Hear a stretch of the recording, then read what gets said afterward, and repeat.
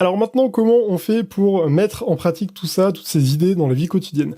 Première idée, c'est le fait de cultiver ta curiosité, même sur des sujets inhabituels. Donc finalement, si tu es par exemple experte dans un domaine spécifique, si tu es dans la recherche, ce que je t'invite à faire, c'est tout simplement à t'intéresser à de nouveaux sujets qui sont à l'opposé ou bien loin de ce que tu connais déjà.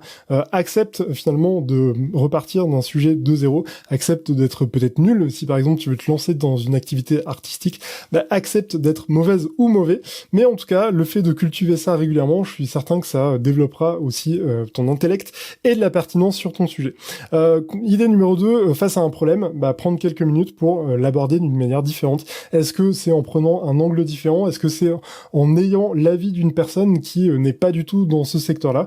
Si par exemple tu travailles dans une entreprise, demande peut-être à des gens qui sont dans un autre service, ou même à des amis, ou même à quelqu'un qui est complètement indifférent au sujet.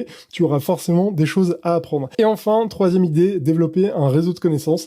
Alors c'est le cas de cette chaîne ici, je t'invite à créer ton système de prise de notes, ton système de gestion des connaissances, mais c'est aussi pour ce type de sujet, c'est parce que le faire, ça te permet d'être plus en profondeur sur certains sujets qui sont initialement plus en surface, et ça te permet vraiment de développer tes idées et de développer ta capacité à créer des connexions.